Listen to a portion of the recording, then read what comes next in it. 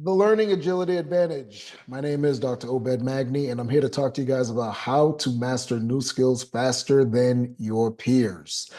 First thing you want to do is you want to implore meta learning and get rid of the rote learning. What do I mean by all of this? When you ask somebody, what is it that the best leaders do or avoid doing when it comes to inspiring teams? So the best leaders, and I know everybody in here has worked for one or two, or they're around those great leaders. One of the things they do is they avoid over explaining. Why? Because over explaining creates dependency.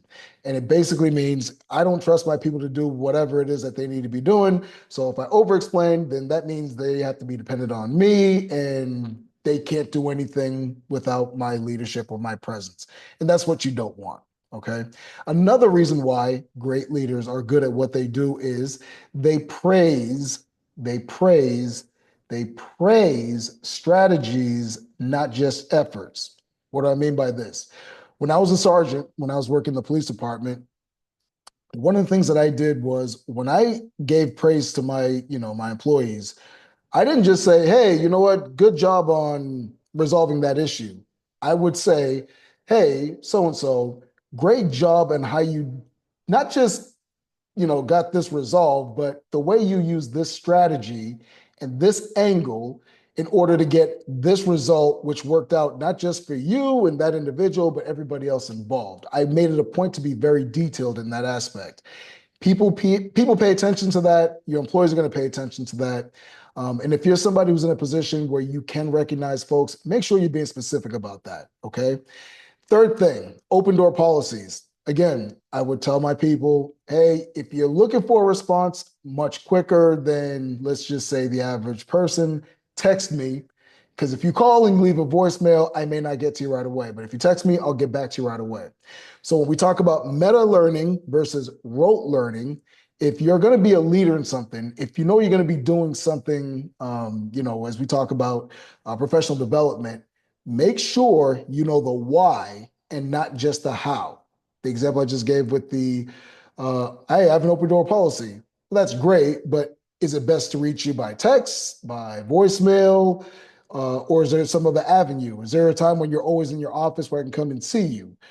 So just understand, depending on your circumstances or what it is that you're trying to do, if you want to be a public speaker, if you want to improve your public speaking skills, yeah, you can read a book on it, but don't just do, okay, make eye contact and then go and do a speech. You're probably not going to be that good at it. Okay. So I could go on and on, but I'm not going to keep you guys here forever. The 70-30 rule, which actually dovetails right behind where I was going with this. 30% learning, 70% doing. If you guys really want to be good at any particular skill, all right, you want to apply 70% of your time on the application process, 30% in the learning. If you're like me, I'm very kinesthetic. I got to touch it, break it, feel it. That's the best way that I learn. And I know this about myself. So if you know yourself, whether you're auditory, whether you're kinesthetic, whether you're visual, make sure the application part of what it is that you're trying to learn is 70% of it. That's where you're really, really, really gonna, get this figured out in your skills. So don't just spend your time consuming knowledge, because if you don't apply it, then what good is it that you have all this knowledge, right? Third thing, cognitive flexibility beats expertise. Cognitive flexibility beats expertise. You guys know as well as I do in today's world, if you're not adaptable, you're going to get left behind.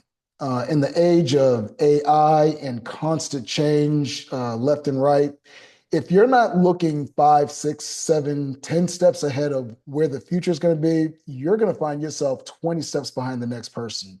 So make sure you guys are not just staying current in whatever trends that you're in right now, but try to see, hey, what's it going to look like in this place in 2 years, in 3 years? I mean, at this point, if you're not even looking 6 months ahead, you're really, really, really going to be behind the eight ball. So make sure you apply those principles, and you're going to be in a much, much better place when it comes to, increasing your learning ability, your learning agility. and you're going to be in a much better position than the next person who's not spending as much time, in this space. So again, I'm Dr. Obed Magni. Thank you for listening, and I'll see you guys in the next one.